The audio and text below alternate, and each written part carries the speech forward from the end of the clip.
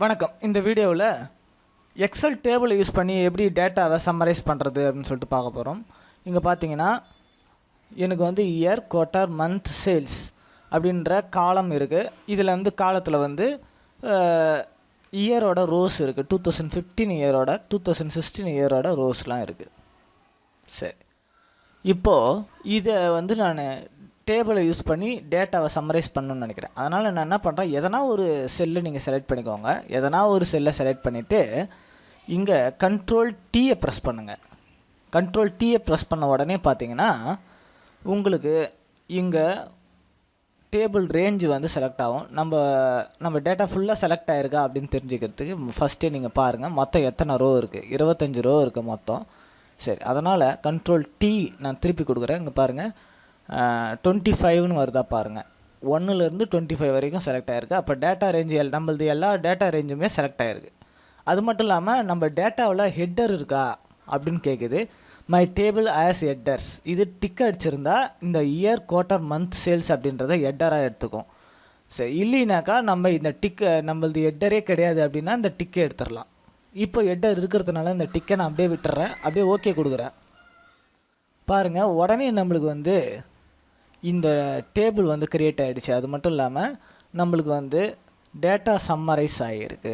அதாவது இப்போது இந்த குவார்ட்டர் அப்படின்றத ட்ராப் டவுன் மெனுவை கிளிக் பண்ணுங்கள். இப்போது செலக்ட் ஆல்னு இருக்குது. இதை நான் அன்செக் பண்ணிடுறேன். பண்ணிவிட்டு இதில் ஃபில்டரில் குவார்ட்டரில் 2 மட்டும் கொடுத்துட்டு ஓகே கொடுக்குறேன். இங்கே பாருங்கள், ஒவ்வொரு இயர்லையும் இருக்கிற செகண்ட் குவார்ட்டரோட மந்த்து வேல்யூ மட்டும் இங்கே காட்டுது. செகண்ட் குவார்ட்டரோட மந்த்து வேல்யூ மட்டும் இங்கே நம்மளுக்கு தெரியுது.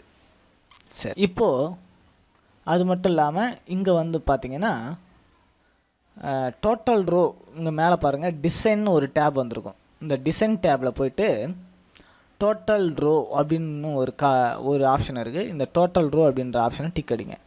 பார்த்தீங்கன்னா கீழே இந்த ரோவோட டோட்டல் நம்மளுக்கு கிடச்சிடுச்சு. இந்த ரோவோட டோட்டல் கிடச்சிடுச்சு. ஏன்னா இது மட்டும் டாலரில் இருக்கிறதுனால இந்த வேல்யூவை ஈஸியாக கூட்டி நம்மளுக்கு கொடுத்துருச்சு. சரி, இப்போ என்ன பண்ணுறேன் அப்படின்னு பார்த்தோம்னா இந்த டோட்டலை கிளிக் பண்ணுங்கள். பாருங்கள், ரைட் சைடில் உங்களுக்கு ட்ராப் டவுன் மெனு ஒன்று வந்திருக்கும். இதை கிளிக் பண்ணுங்கள். இப்போது சம்முன்னு இருக்குது. இந்த ரோஸோட சம் மட்டும்தான் இங்கே கிடச்சிருக்கு.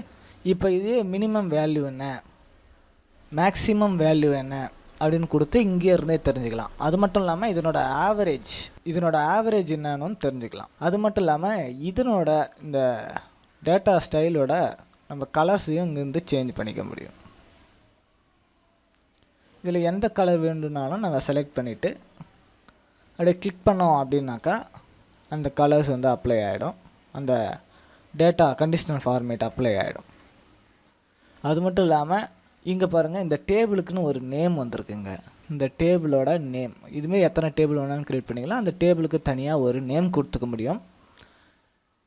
இதே பார்த்தீங்கன்னா ஹோம் அப்படின்ற ரிப்பன் டேப்பில் இங்கே பார்த்தீங்கன்னா ஸ்டைல்ஸ் அப்படின்னு ஒன்று இருக்கும். இந்த ஸ்டைல்ஸ்லேயும் வந்து பார்த்தீங்கன்னா ஃபார்மேட் அஸ் டேபிள்னு இருக்கும். இங்கேயும் உங்களுக்கு இதே டேபிள் ஃபார்மேட் கிடைக்கும். தேங்க்யூ ஃபார் வாட்சிங். மீண்டும் அடுத்த வீடியோவில் சந்திக்கலாம்.